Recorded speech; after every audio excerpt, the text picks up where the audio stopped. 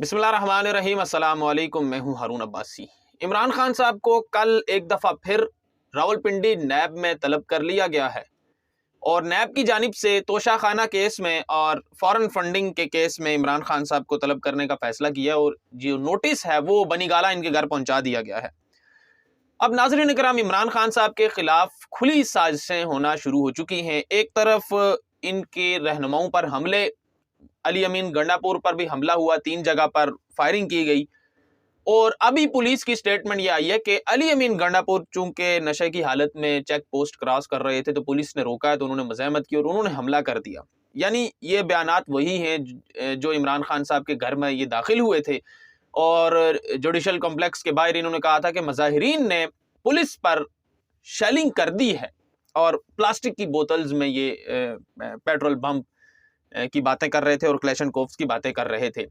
ये सारी कड़ियां आप जोड़ते जाएं और इनके अज़ाइम को मापना शुरू कर दें। मैं आपको स्टेटमेंट सुनवाने लगा हूं, बताने लगा हूं पढ़कर, जो इस वक्त के वजीर आला पंजाब मोहसिन नकवी हैं, उन्होंने अब कुछ क्लैरिफिकेशंस देना शुरू कर दी हैं। वो अब स्टेटमेंट दे रहे हैं और आपको जो बताया जा रहा था, आपको तकरीबन 10-20 दिन से जो बताया जा रहा है और लोगों को पता चल रहा है और कौम रियलाइज ये कर रही है और उसकी मसाल मिलती है और उसकी वजह यह है कि लोगों को इन पर एतबार ही नहीं है। और उसका हमने देखा कि जो रिएक्शन था अवाम का इमरान खान साहब को गिरफ्तारी से बचाने के लिए जिस तरह से लोगों ने लड़ाई की, वो उसके पीछे सिर्फ एक वजह यह थी कि इमरान खान साहब खुद भी ये कह रहे हैं कि लोगों को एतबार नहीं है। लोग समझ ये रहे हैं कि ये इनको भी गिरफ्तार करके उसी तरह का हाल करेंगे जिस तरह से इन्होंने शहबाज गिल साहब के साथ किया, आजम सवाती के साथ किया, फिर दीगर सहाफ़ियों के साथ किया, अरशद शरीफ साहब के साथ जो भी मामला हुआ।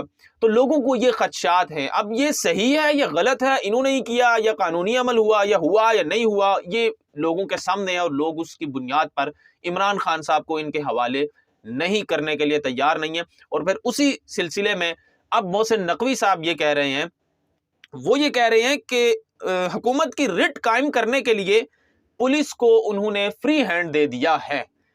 ये फ्री हैंड वही है जो 14 लोगों को कत्ल करना राना सनाउल्लाह के हुक्म पर और शहबाज शरीफ के हुक्म पर मॉडल टाउन में कत्ल किया गया था। उस वक्त भी पुलिस को यही फ्री हैंड दिया गया था और लोगों को मार दिया गया था, लोगों को गोलियां मारी गई थी, हामला खातून को गोलियां मारी गई थी और 14 लोग उस सारे सिलसिले में इस दुनिया से रुखसत हो चुके थे, शहीद कर दिए गए थे।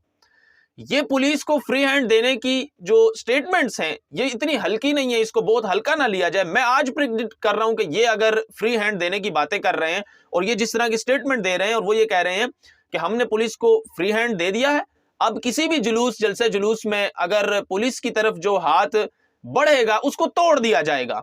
यानी शर्म का मुकाम है। जो अवाम के टैक्स के पैसों से पुलिस तनख्वाह ले रही है और अवाम की खिदमत के लिए वो कायम है और रियासत की रिट यही है कि अवाम की खिदमत की जाए, अवाम को तहफ़्फ़ुज़ दिया जाए, अवाम की जो जानो माल है उसकी हिफाजत की जाए। बाकी रियासत की कौन सी रिट है? रियासत की रिट कहाँ लिखी हुई है? कॉन्स्टिट्यूशन में आप पढ़ें। तो इन लोगों को शायद पता ही नहीं है कि रियासत की रिट कैसे कायम होती है। रियासत की रिट कायम का मतलब यह है कि रियासत अपना एक कंट्रोल रखे लोगों पर और लोगों को हुजूम को मुंतशिर ना होने दे, उनको इश्तियाल ना दिलाए, उन पर ताकत का बेदरग इस्तेमाल ना करे। यानी अगर कोई रियासत को चैलेंज करता है तो उसके खिलाफ रियासत उसको कुचल दे, जो भी शरपसंद अनासिर हैं। रियासत की रिट तो ये है। रियासत की रिट ये कब से इन्होंने पढ़ना शुरू कर दी है कि अवाम के खिलाफ ही वो बेदरग ताकत का इस्तेमाल करें और अवाम को मारना शुरू कर दें। फ्री हैंड का मतलब तो 14 लोगों को कत्ल करने का मतलब है, जिस तरह से पहले हुआ है और आज तक उसका कोई फैसला नहीं हुआ। उसके खिलाफ राना सनाउल्लाह और शहबाज शरीफ के खिलाफ केसेस भी हुए हैं और ये लोग इस वक्त इख्तदार में बैठे हुए हैं। मैं आपको मजे की बात ये बताऊं कि शहबाज शरीफ पर 2 दिन बाद फर्द जुर्म आयद होनी थी और इनको वजीर आजम बना दिया गया। राना सनाउल्लाह पर फर्द जुर्म आयद होनी थी, समात थी, मामलात थे, सारे मामलात अदालत में चल रहे थे, इनको हुकूमत दे दी और उनको फिर वजारत दाखिला का मनसब पर बिठा दिया गया।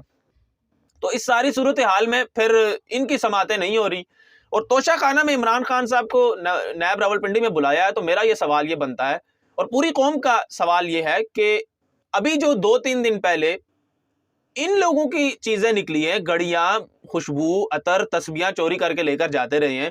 यानी अगर इमरान खान साहब को कह रहे हैं कि उन्होंने चोरी की है तो यही काम तो ये खुद करते आए हैं। मोहसिन नकवी साहब के खिलाफ भी चीजें सामने आई हैं, यानी कि ये जो अभी केयर टेकर गवर्नमेंट है ये तोशाखाना से चीजें उठाती रही है, पुराने गिफ्ट्स लोगों के दिए हुए या वहां जो गिफ्ट्स जमा होते हैं उनमें से उठाती रहे हैं। तो इनको भी क्या बताया, इनको भी बुलाया जाएगा, इनसे भी पूछा जाएगा।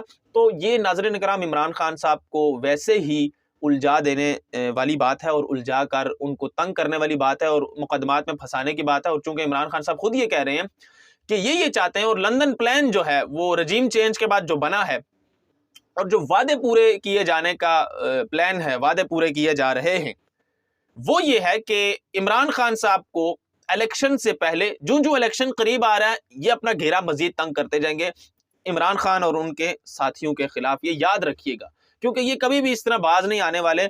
शायद बाज आ जाएं लेकिन उम्मीद नहीं की जा रही। ये अपना घेरा तंग करते जाएंगे और इमरान खान साहब के खिलाफ मजीद कार्रवाइयां करते जाएंगे।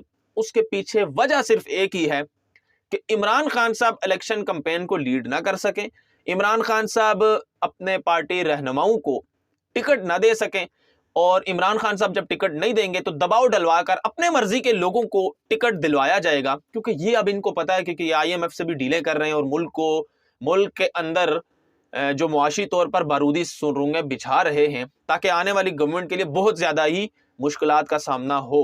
क्योंकि अब इनको पता चल गया है कि अब इलेक्शन होंगे, ये ज्यादा देर तक खैर नहीं मना सकेंगे, अब इन्होंने इलेक्शन की तरफ जाना ही जाना है। तो ये अब बारूदी सुरंगें भी बिछाना शुरू कर दी हैं इन्होंने, और अब इमरान खान साहब के खिलाफ भी घेरा तंग कर रहे हैं। अब इसके पीछे पता नहीं क्या प्लानिंग है, लेकिन बैकडोर पर पता नहीं ये कौन लीड कर रहा है, खैर पूरी कौम को पता ही चल चुका है। ये चाहते हैं कि इमरान खान साहब को गिरफ्तार कर लें, गिरफ्तार करने के बाद वो टिकट नहीं दे सकेंगे, वो इलेक्शन कैंपेन लीड नहीं कर सकेंगे। और पहले तो ये माइनस करने की बातें कर रहे थे, लेकिन अभी इनका कुछ प्लान यही लग रहा है, ताकि कुछ ना होने से बेहतर यही है कि कुछ ना कुछ इमरान खान पर दबाव डालकर इनको पकड़ लिया जाए और ये टिकट नहीं देंगे, टिकट फिर हम अपनी मर्जी से दिलवाएंगे दबाव डालकर या कुछ भी करके, और अपने ही बंदे फिर इनके साथ जोड़ेंगे और जो भी मामलात होंगे। तो फिर अगर ये गवर्नमेंट में भी आते हैं तो इमरान खान साहब तकरीबन माइनस रहे या कोई और शख्सियत को लाया जाए, ये तैयारियां इस वक्त कर रहे हैं। लेकिन ये इस प्लान में भी नाकाम होंगे, जिस तरह से ये तमाम तर प्लानिंग में नाकाम रहे हैं अभी तक। इन्होंने इमरान खान साहब को जान से मारने की भी प्लानिंग की, क्योंकि वाज़ेह तौर पर ये समझा जा सकता है। अब इन्होंने की, किसने की, इंडिविजुअल्स हुई, लेकिन मारने की तो प्लानिंग हुई ना। ये तो जुटलाया नहीं जा सकता कि इमरान खान साहब को गोलियां चलाई गई उनके कंटेनर पर, क्या उनको हवाई फायरिंग करके डराने की धमकी थी, या क्या इस पे क्या पीछे प्लानिंग थी। इसके पीछे सिर्फ एक ही सोच है कि इमरान खान साहब को जान से मारना है। और वो जो शख्स पकड़ा था इन्होंने, उसकी जो स्टेटमेंट है वो भी यही थी कि मैं इमरान खान साहब को जान से मारना चाहता था। ये तो किसी से भी ढकी छुपी नहीं है। अगर आज ये कोई कहता है कि नहीं जी इमरान खान साहब पर ये वैसे ही हमला था या कोई ड्रामा था, तो वो तो झूठ बोलता है। क्योंकि जो जिस इंसान ने गोलियां चलाई हैं वो ये खुद एतराफ कर चुका है कि इमरान खान साहब की उसने जान लेनी थी। उसके पीछे जो उसको स्टोरी बताई गई उसने वही पढ़ी है, लेकिन वो यही कह रहा था कि उसने इमरान खान साहब की जान लेनी है। तो नाज़रीन इकराम, प्लानिंग यही है जिससे मैंने आपको वाज़ेह तौर पर आगाह कर दिया है। ये कुछ इसी तरह की कहानियां गढ़ रहे हैं और लोगों को पकड़ रहे हैं, और ये अपना सिलसिला मजीद अब लेकिन एक चीज़ इनके लिए बहुत ज़्यादा अलार्मिंग है, ये उतना ही जुल्म करें जितना ये सह सकें, ये उतना ही लोगों के लिए मुश्किलात पैदा करें।